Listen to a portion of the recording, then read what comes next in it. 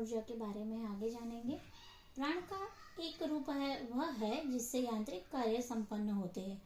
यांत्रिक प्रविधि का उद्देश्य प्राण ऊर्जा के इसी स्वरूप को वशवर्ती बनाकर उसका अधिकाधिक इच्छानुसार उपयोग करना है। प्राण का दूसरा रूप देवी चैतन्य एवं अधिक सूक्ष्म है। वह दीप्तिमान चैतन्य विकिरण रूप है। मन उसी का एक रूप है। देव सत्ताएं प्राणमय ही होती है। योग में इसी प्राण ऊर्जा को वशवर्ती बनाया जाता है। अज्ञानवश लोग योग के चमत्कार पूर्ण एवं विचित्रताओं से भरपूर कोई रहस्य विद्या मानते हैं, किंतु वस्तुतः योग एक श्रेष्ठ प्रविधि है जिसका एक लक्ष्य है प्राण ऊर्जा का तात्विक ज्ञान प्राप्त कर उसका सूक्ष्म प्रक्रियाओं से अवगत होकर उसका सर्वोत्तम उपयोग करने में समर्थ होना है। प्राण शक्ति के अधिकतम उपयोग की प्रविधि भी योग के नाम से जानी जाती है। यांत्रिक प्रविधि से वह अधिक समर्थ, अधिक शक्तिशाली एवं अधिक परिपूर्ण है। जब व्यक्ति सामान्य सांसारिक गतिविधियों में लिप्त रहता है, उस समय उसकी पिंड सत्ता में सक्रिय मुख्य प्राण प्रवाह संपूर्ण संवेदन तंत्र में फैला रहता है। इस प्राण प्रवाह को जब तीव्र संवेग के साथ एक ही दिशा में निर्देशित किया जाता है तो वह कितना विस्फोटक रूप धारण कर लेता है, इसका एक प्रमाण है। कामावेग जो मन, बुद्धि एवं इंद्रियों की सामान्य वृत्तियों को उस समय पीछे ढेल देता है। मानव शरीर में विद्यमान प्राण शक्ति से ही समस्त अंतः संचालन एवं नाड़ी समूह संचालन होता है। मस्तिष्क की कल्पना, धारणा, इच्छा, निर्णय, नियंत्रण, स्मृति, प्रज्ञा आदि समस्त शक्तियों का उत्पादन, अभिवर्धन तथा संचालन प्राण शक्ति द्वारा ही होता है। इंद्रियों की सजीवता प्राण शक्ति से ही संभव है। संपूर्ण बोध एवं क्रिया की धारक शक्ति प्राण है। इस प्राण को वशीभूत करने के लिए मन की निर्मलता आवश्यक है। इसीलिए यम एवं नियम प्राण प्रविधि या प्राण विद्या के अनिवार्य प्राथमिक सोपान है। अहिंसा, सत्य, अस्तेय, ब्रह्मचर्य, अपरिग्रह को यम और शौच, संतोष, तप, स्वाध्याय एवं ईश्वर प्रणिधान का नियम कहते हैं। इस यम नियम के पालन से शरीर यंत्र शुद्ध बनता है, मन पवित्र बनता है, प्राण ऊर्जा के स्वरूप का बोध होता है और लक्ष्य के प्रति श्रद्धा उत्पन्न होती है।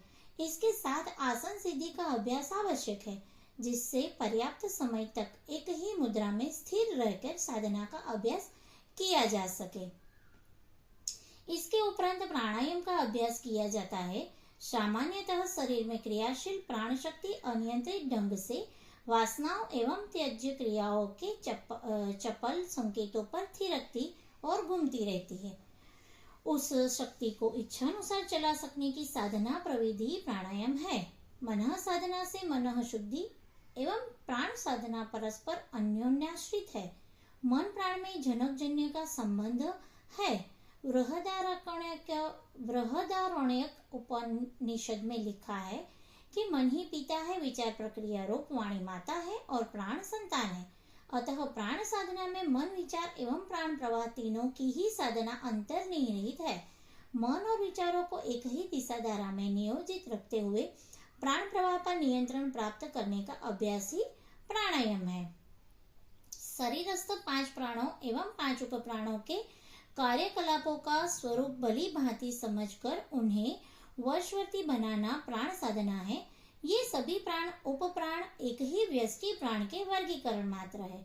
मूलतः प्राण सत्ता एक ही है और वह विराट प्राण सत्ता का ही अंश है। पूर्णाधिकार न सही विराट प्राण पर सीमित अधिकार भी व्यक्ति को कम शक्तिशाली नहीं बनाता। प्रबल प्राण संवेग से भौतिक द्रव्यों की प्रकृति का परिवर्तन हो सकता है और दूसरों की मनः स्थितियों का प्रभावित किया जा सकता है।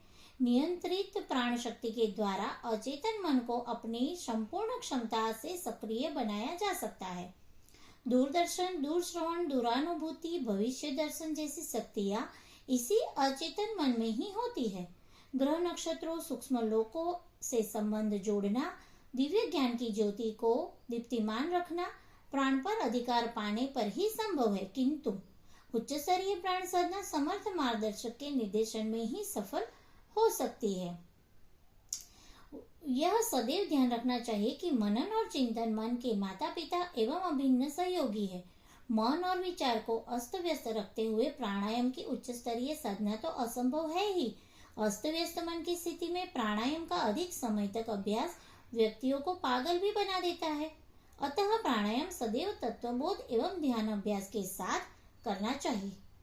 मन की प्रचंड संकल्प शक्ति को अभिष्ट दिशा में नियोजित किए बिना प्राण साधना मात्र विश्वास प्रश्वास का साधारण व्यायाम और फेफड़ों की कसरत होकर रह जाती है। इससे स्वास्थ्य लाभ तो संभव है, किंतु वह न तो योग है और न ही उसके द्वारा प्राण शक्ति पर नियंत्रण हो सकता है। प्राणायाम अभ्यास में प्रारंभ में ही पेशियों पर नियंत्रण एवं लक्ष्य का निरंतर ध्यान रखने का अभ्यास सम्मिलित होता है। उसी के लिए विभिन्न प्रकार के वेद मुद्राएं तथा बंध है, जिसका अभ्यास कर प्राण को वशवर्ती बनाना होता है। संकल्प शक्ति के प्रबल चुंबकत्व से व्यापक प्राण तत्व आकाश से खींचा जाता है। फिर इस उपार्जित उपलब्धि को अभिष्ट स्थान पर भेजने तथा मनोवांछित परिणाम पाने की प्रक्रिया सीखनी होती है। यह सब प्रचंड मनोबल के बिना संभव नहीं है। प्राण साधना का उद्देश्य स्पष्ट है, वह है पिंडस्थ प्राण शक्ति का ब्रह्मांड व्यापी प्राण शक्ति में योग एवं इस योग की प्रक्रिया पर अपना अधिकार। वही प्राण शक्ति मनुष्यों में चेतना, ऊर्जा, शक्ति, स्फूर्ति, तत्परता, तन्मयता, साहस, शौर्य, उमंग, उत्साह, वीरता, चमक या सौंदर्य, तेजस्विता, सजीवता, प्रखरता, दृढ़ता आदि के रूप में अभिव्यक्त होती है। जिनमें यह प्राण शक्ति प्रचुर मात्रा में विद्यमान होती है, वे ही महामानव महाप्राण कहलाते हैं। शरीर में सामान्यतः जो प्राण शक्ति भरी बिखरी रहती है, उसका भी साधारण व्यक्ति इच्छित उपयोग नहीं कर सकते। चित्त चंचल्य और वासनात्मक उद्वेग इस प्राण शक्ति को हर क्षण फूलझड़ी की तरह बिखेरते फेंकता रहता है। यम एवं नियमों का अभ्यास व्यक्ति में वह सामर्थ्य उत्पन्न करता है, जिससे वह प्राण शक्ति को संयमित ढंग से ही व्यय करने में कुशल होता चले और प्राणायाम, प्रत्याहार, धारणा एवं ध्यान के सम्मानित स्वरूप के साथ ही की गई प्राण साधना वह सामर्थ्य इतनी अधिक विकसित कर देती है कि व्यक्ति समष्टिगत महाप्राण की वांछित मात्रा स्वयं में खींच सके तथा उस एकत्र शक्ति का अधिकतम उपयोग कर सके, और वो भी उत्कृष्ट रीति से कर सके। धन्यवाद।